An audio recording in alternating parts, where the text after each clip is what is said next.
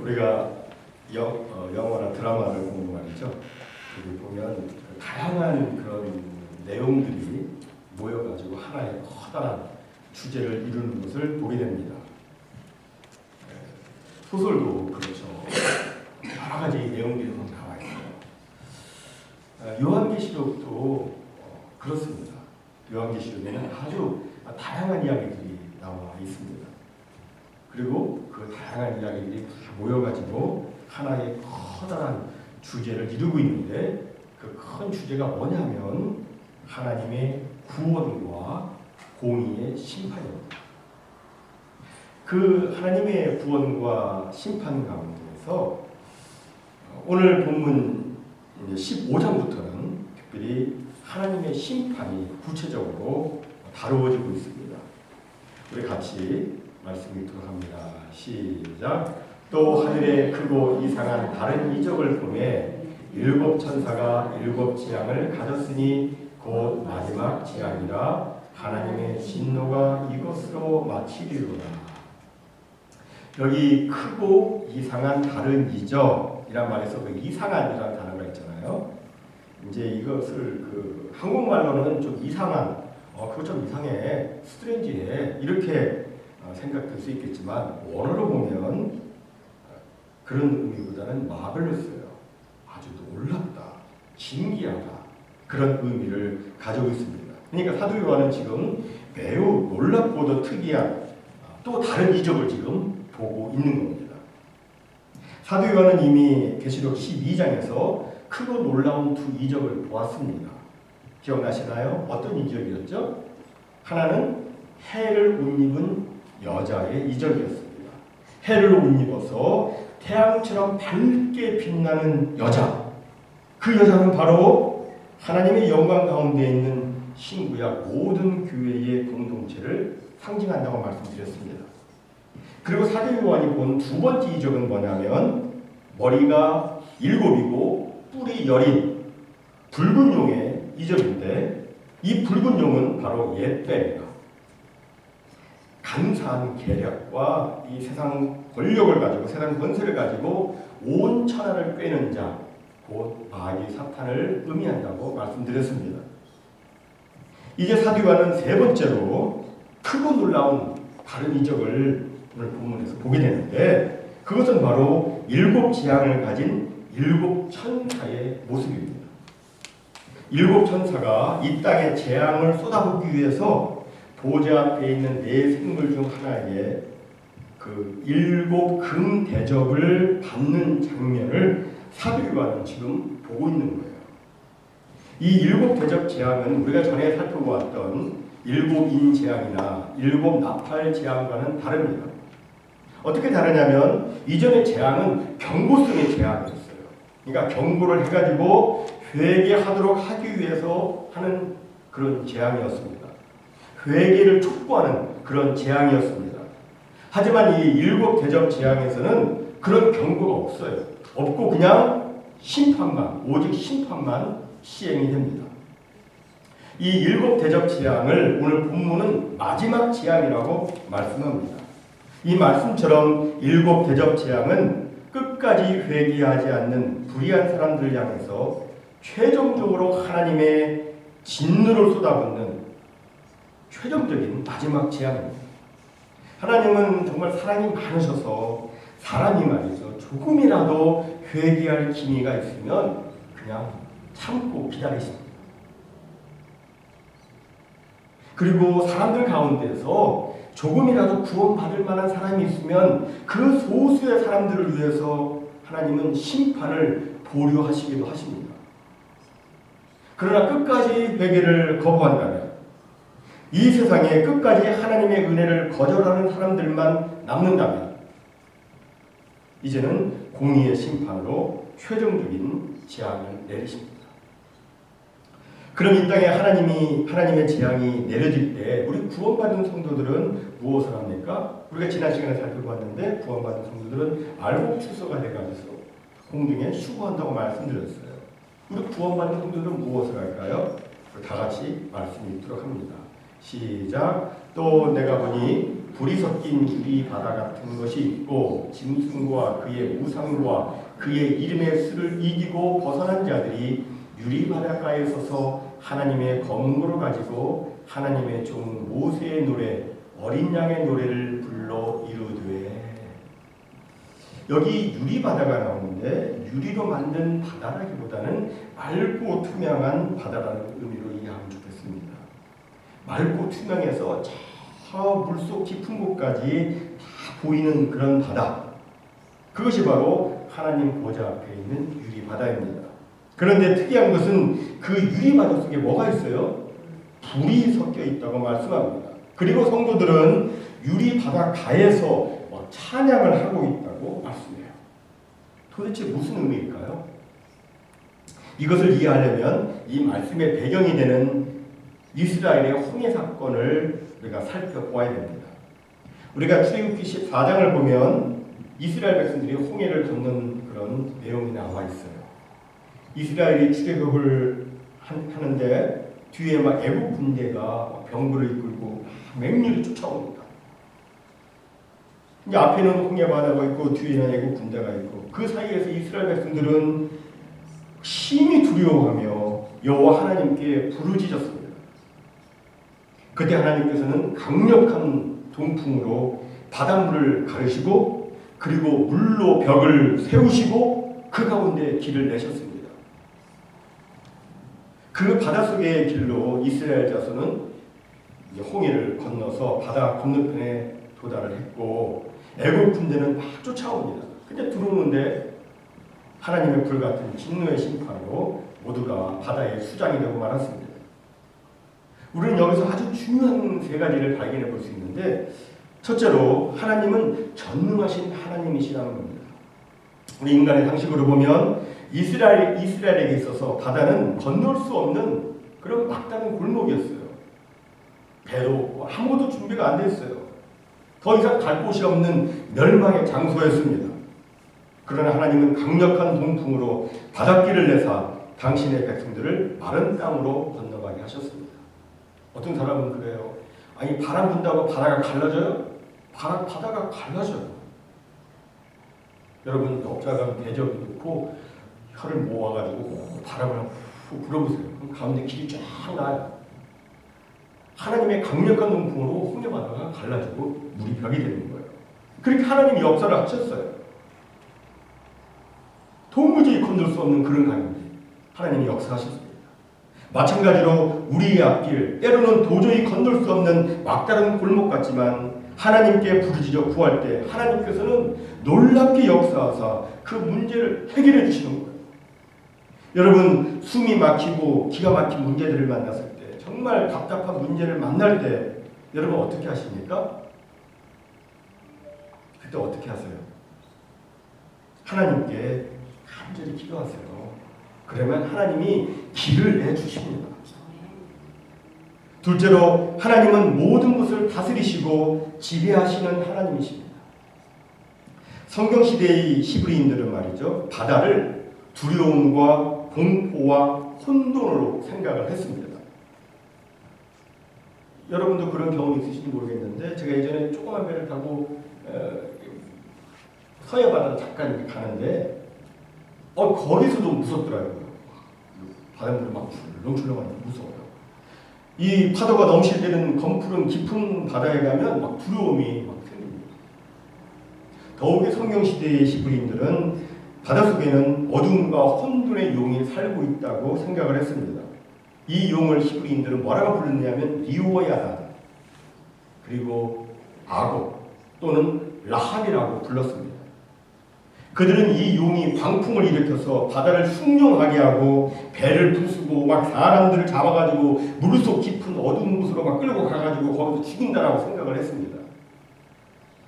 그래서 이 고대 히브리인들에게 두렵고 무섭고 공포스러운 이야기를 하려면 바다라는 이야기를 꺼내면 되는 거예요. 바다 이야기를 하면 다들 그냥 무서운 거예요. 두렵고 떨리는 공포스러운 이야기는 바다 이야기입니다. 이런 배경에서 성경에 나오는 바다 이야기를 보면 대부분 어때요? 파도가 몰아치고 광풍이 일고 무서운 장면들이 나오는데 이것은 바로 바다에 대한 그들의 두려움을 반영하고 있는 겁니다. 그런데 여러분, 성경의 저자들은, 성경의 선지자들은 하나님께서 바다를 이기셨다고 선포를 합니다. 시편 기자는 주께서 바다의 파도를 다스리시며 그 파도가 일어날 때에 잔잔하게 하신다고 선포했습니다.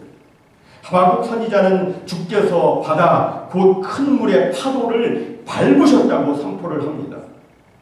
그리고 이사야 선지자는 더 구체적으로 이렇게 표현을 합니다. 다 같이 한번 읽어보겠습니다. 시작. 라합을 점이시고 용을 찌르시니가 어찌 주가 아니시며 바다를 넓고 깊은 물을 말리시고 바다 깊은 곳에 길을 내어 구속받은 자들을 건너게 하시니가 어찌 주가 아니시니까.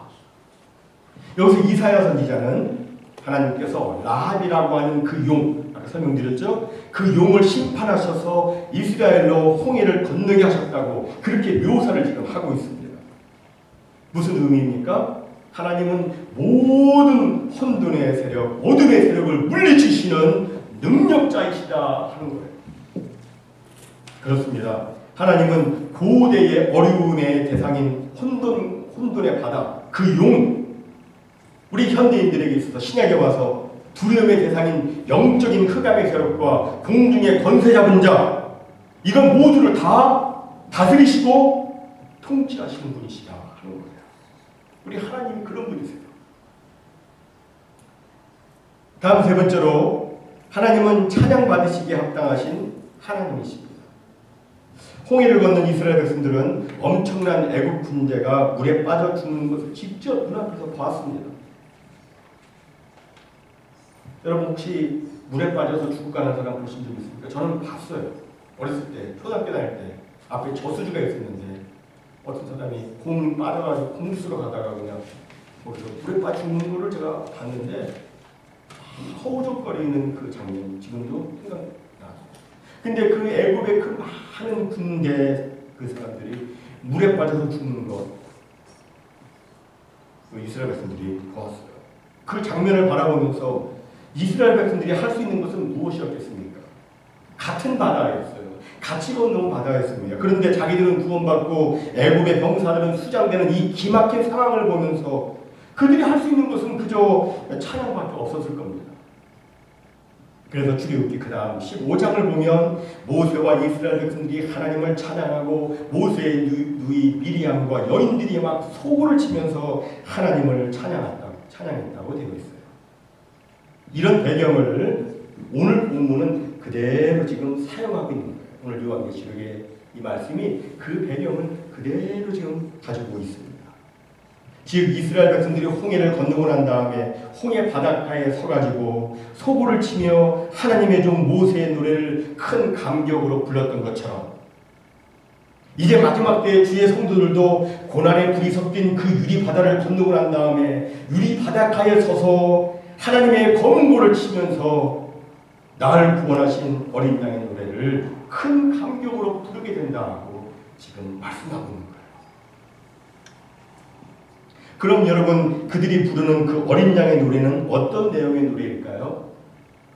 우리 다 같이 한번 말씀 읽습니다. 시작. 주 하나님 곧 전능하신 이시여 하시는 일이 크고 놀라우시도다. 만국의 왕이시여 주의 길이 의롭고 참되시도다. 주여 누가 주의 이름을 두려워하지 아니하며 영어롭게 하지 아니하오리까. 오직 주만 거룩하시니이다. 주의 의로우신 일이 나타났음에 만국에 와서 주께 경배하리이다. 여기 보면 크게 세 가지 주제가 나와 있습니다. 첫째는 전능하신 하나님, 그분이 하시는 일은 정말 크고 놀랍다 하는 겁니다. 둘째는 만국의 왕이신 하나님, 그분이 행하시는 일은 의롭고 참되시다는 겁니다. 그리고 셋째는 거룩하신 하나님, 그분께 만국은 마땅히 경외하고 경배해야 한다는 내용입니다. 그런데 여러분, 이 노래를 지금 누가 부르고 있습니까? 누가 부른다고 되어 있습니까? 오늘 본문에 보니까 짐승과 그의 우상과 그의 이름의 수를 이기고 벗어난 자들이라고 말씀하고 있어요. 여기 짐승은 우리가 이미 계시록 13장에서 살펴보았던 성도를 핍박하는 적그리스도입니다. 그리고 그의 우상은 거짓 선지자가 세워놓은 짐승의 우상이고, 그리고 그의 이름의 수는 666입니다. 이 666은 하나님을 향한 믿음, 곧 신앙을 저버리는 사람들이 받는 표로서 초대교회 때에는 황제 숭배를 할 때 받는 표가 666이었고, 이게 마지막 말세 때에는 적그리스도를 숭배함으로 받는 표가 666이라고 이미 말씀을 드렸어요. 이 표를 받지 않으면, 초대교회 때도 매매를 못했어요. 이 마지막 때에도 이 표를 받지 않으면 매매를 하지 못해서 살기가 너무 극히 어려운데, 그럼에도 주의 성도들은 그 이름의 수를 이기고 벗어났다고 말씀합니다. 또 짐승과 그 우상에게 절하지 않으면 며칠든지 다 죽이도록 명령이 내려진 그런 상황인데도 주의 성도들은 짐승과 그 우상한테 절하지 않고 이기어 벗어났다고 오늘 본문이 말씀해요. 즉 유리바닷가에 서서 어린 양의 노래를 부르는 사람들은 다름 아닌 믿음으로 승리한 성도들을 의미하고 있는 거예요. 믿음으로 승리한 성도들. 그들이 지금 어린 양의 노래를 부르고 있습니다. 이루 말할 수 없는 환난과 핍박, 처절한 죽음 앞에서도 이에 굴하지 않고 믿음으로 승리한 성도들이 부르는 노래, 그 노래가 바로 어린 양의 노래예요. 사람들은 흔히 말합니다. 노래는 사람의 감정을 표현하는 것이라고 말을 합니다. 정말 사람들은 자신의 슬픈 마음, 그것을 노래로 표현을 합니다. 막 슬픈 마음, 괴로운 마음도 노래로 막 표현합니다. 그 남녀간의 설레는 마음도 노래로 막 표현을 해요. 기쁘고 벅찬 마음도 노래로 표현합니다. 그리고 또 자신의 간증, 자신의 믿음, 자신의 소망을 가사에 곡조를 붙여서 노래로 표현을 합니다. 노래는 그 사람의 마음을 표현을 해요. 노래할 때 보면 그 사람의 마음을 읽을 수가 있습니다. 그렇다면 오늘 본문의 유리바닷가에 서서 어린 양의 노래를 부르는 그 사람들의 마음은 어떠할까요? 불이 섞인 유리바다를 어린 양 예수의 은혜로 무사히 통과를 하고 유리바닷가에 서서 노래를 부르는 그들의 마음은 어떨까요? 그저 그냥 감사와 기쁨, 감격과 감동이겠죠. 우리도 늘 그렇게 찬송했으면 정말 좋겠습니다. 오늘 본문에 나오고 있는 주의 성도들, 그들은 지금 구원의 큰 기쁨과 감격으로 나를 구원하신 하나님의 어린 양을 지금 노래를 하고 있는 겁니다. 여러분, 어린 양의 노래를 부를 때 가슴이 뜨겁지 않습니까? 그러면 자신을 돌아봐야 돼요. 뭔가 something wrong해요. 하나님의 그 영광을 찬양할 때 막 가슴이 뜨겁지 않습니까? 그러면 자신을 잘 돌이켜봐야 돼요. 내가 어디가 문제가 있나 살펴봐야 돼요. 구속함을 받은 자는 어린 양의 노래를 부를 때 그냥 세상 노래 부르는 것처럼 부를 수가 없어요. 그 가사 하나하나가 의미가 있고 거기에 나의 신앙 고백이 담겨져 있는데 그냥 부를 수가 안 되죠. 지금 유리바닷가에 서서 찬양하는 그 주의 성도들의 그 찬양, 그들은 전능하신 하나님을, 자기들을 구원해 주신 전능하신 하나님을 찬양했습니다. 만국의 왕이신 의로우신 하나님을 찬양했습니다. 거룩하신 하나님, 그 하나님의 어린 양을 지금 찬양하고 있습니다. 그 이름을 드높이면서 그 영광을 막 찬양하고 있는 것입니다. 사랑하는 성도 여러분, 우리 하나님은 정말 전능하세요. 이 세상에는 우리가 보기에 도저히 불가능하고 도저히 이해할 수 없는 그런 일들이 막 산재해 있습니다. 그러나 하나님에게는 불가능이 없습니다. 전능하신 하나님께서 행하시는 일들은 정말 크고도 놀랍습니다. 온 우주 천지 만물을 말씀으로 창조하시고 우리의 오장육부를 다 창조하시고 우리의 과거와 현재와 미래, 그리고 인간의 생사 화복과 인간 역사의 흥망성쇠, 이 모든 것을 다 주장하시고 다스리시는 하나님, 그 하나님이 바로 우리의 하나님이세요. 그런데 우리는 자꾸 그것을 잊어버립니다. 하나님의 전능하심을 잊어버립니다. 하나님이 하시는 일이 얼마나 크고 놀라운지를 자꾸 잊어버립니다. 그러니 내가 가지고 있는 문제들이 더 커 보이고 그 문제들 앞에서 나는 아무것도 할 수 없는 것 같고 나는 아무것도 아닌 것 같고 내가 어떻게 하다 이렇게 되었나 생각이 들고 이제는 어떻게 하나 염려가 들고 정신적으로 고민하고 스트레스로 힘들어하고 이것이 우리 인간의 연약함입니다. 그러나 오늘 성경은 우리에게 말씀합니다. 하나님은 전능하시다고 말씀합니다. 전능하신 하나님 앞에서 나의 모든 걱정, 나의 모든 문제는 아무것도 아니라고 성경은 말씀합니다.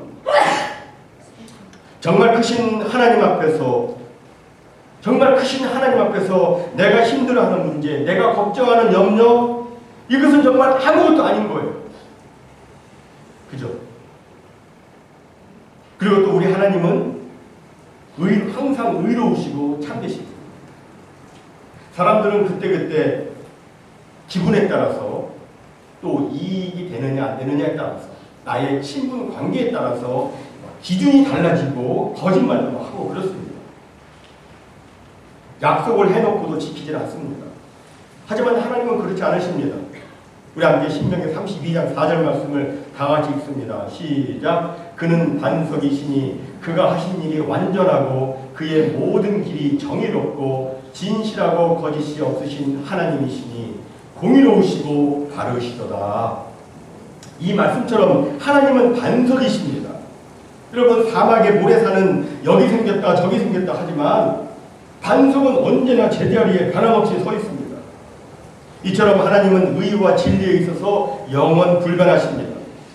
만약에 하나님의 의와 진리가 수시로 바뀐다면 우리는 하나님을 신뢰할 수 없을 것입니다. 하나님을 찬양할 수 없을 것입니다. 그러나 하나님은 영원토록 변치 않는 절대적인 의와 진리의 하나님이십니다. 그 절대적인 의와 그 완전한 진리를 가지고 하나님은 이 세상을 심판하십니다. 그렇기 때문에 우리는 때로 억울한 일을 당해도 진실을 사람들에게 알리기에 급급하지 않습니다. 그런 어려운 일을 당하면 막 전화해가지고 막 해가지고 막 이것보다는 먼저 어떻게 해요? 하나님께 맡기고 하나님께 기도하고 인내할 수 있는 거죠. 하나님을 소망하면 하나님이 공평하게 처리해 주십니다. 기도하며 기다려요. 하나님을 찬양해요. 사랑하는 성도 여러분, 우리 하나님은 의롭고 참되십니다. 그리고 그 의롭고 참되신 하나님이 바로 우리의 아버지, 우리는 그분의 자녀. 그렇다면 우리는 하나님의 자녀답게 의롭고 또한 참되게 살아야 할 것입니다. 에베소서 4장 23절 24절을 말씀합니다. 다 같이 읽습니다. 시작. 오직 너희의 심령이 새롭게 되어 하나님을 따라 의와 진리의 거룩함으로 지으심을 받은 새 사람을 입으라. 하나님을 따라 의와 진리의 거룩함으로 사는 우리 모두가 되기를 바랍니다. 또한 하나님은 거룩하십니다. 하나님은 거룩하세요. 우리는 하나님이 불변하시고 어디에나 계시고 영원하시고 뭐 전지전능하시다는 것 우리가 잘 알고 있습니다. 그러나 이 모든 속성들보다 더 핵심되는 하나님의 속성이 있는데 그것은 바로 거룩입니다.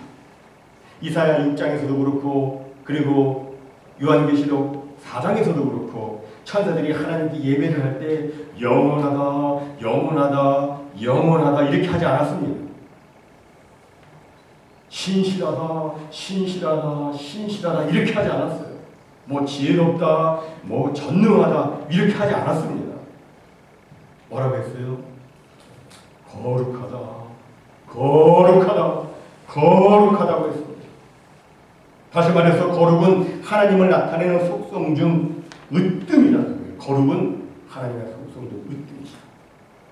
출애굽기 15장 11절에 보면 이렇게 말씀합니다. 우리 같이 읽습니다. 시작. 여호와여 신중에 주와 같은 자가 누구니까?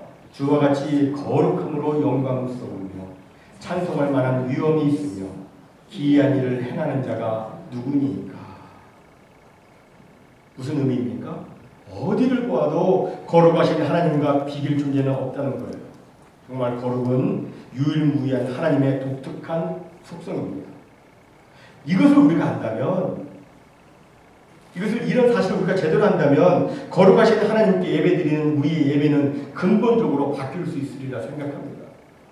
사람들이 잘 몰라서 그렇지, 하나님의 거룩하심을 잘 몰라서 그렇지, 하나님의 그 거룩함을 제대로 알게 되면 하나님 앞에 무릎을 꿇지 않을 수가 없습니다. 하나님을 두려워하지 않을 수가 없습니다. 하나님께 경배하지 않을 수가 없어요. 그래서 오늘 본문은 이렇게 말씀하고 있는 거예요. 우리 다 같이 읽도록 합니다. 시작. 주여, 누가 주의 이름을 두려워하지 아니하며 영어롭게 하지 아니하오리까? 오직 주만 거룩하시니라. 주의 의로우신 일이 나타났음에 만국이 와서 주께 경배하리라. 하나님은 거룩하시니 만국 모든 사람은 하나님께 그 거룩에 합당한 경배를 드리고 하나님께 합당한 영광을 올려드리고 합당한 경외심을 가져야 된다고 말씀합니다. 사랑하는 성도 여러분, 이제 말씀을 마치겠는데요. 오늘 본문에 유리바닷가에 서서 어린 양의 노래를 부르는 사람들은 훗날의 우리들입니다. 그 노래를 부르는 사람들이 바로 저와 여러분들이에요. 우리가 그날에 그 어린 양의 노래를 부르게 될 것입니다. 얼마나 감격스럽고 얼마나 기쁠까요? 그런데 또한 놀랍고 감사한 것은 하나님께서는 우리가 그 마지막 날에 누릴 그 구원의 감격, 그 찬양의 감격을 오늘로 가져와서 오늘의 우리들로 하여금 그 감격과 감동을 누리도록 하셨다는 거예요. 그날에만 누리는 게 아니라 오늘도 우리가 누릴 수가 있어요. 우리가 힘들고 지쳐 낙심될 때라도 하나님을 바라보며 하나님을 찬양하다 보면 하나님의 은혜로 막 힘이 솟고 용기가 생깁니다. 기쁨으로 가득하게 됩니다. 또 오늘의 삶이 아무리 힘들어도 마지막 날 그날에 있을 최종적인 승리와 구원의 노래, 곧 어린 양의 노래를 부를 것을 생각하면 우리는 이 세상에서 어떤 일이 있어도 참을 수가 있어요. 감사할 수가 있고 소망을 가질 수가 있습니다. 이건 우리 그리스도인만이 가지고 있는 비밀이에요. 세상 사람들은 그건 몰라요. 우리만이 가지고 있는 비밀입니다. 저는 이 설교를 듣는 모든 분들이 마지막 날에 있을 최종적인 승리와 구원을 생각하며 이 땅에서도 어린 양의 노래를 부르며 날마다 승리의 삶을 살기를 간절히 소원합니다. 그리고 저 천국 하나님 보좌 유리바닷가에 서서 모두가 다 승리자로서 어린 양의 노래를 함께 힘차게 부를 수 있는 그 귀한 축복 우리 모두에게 있으시기를 주님의 이름으로 축원합니다.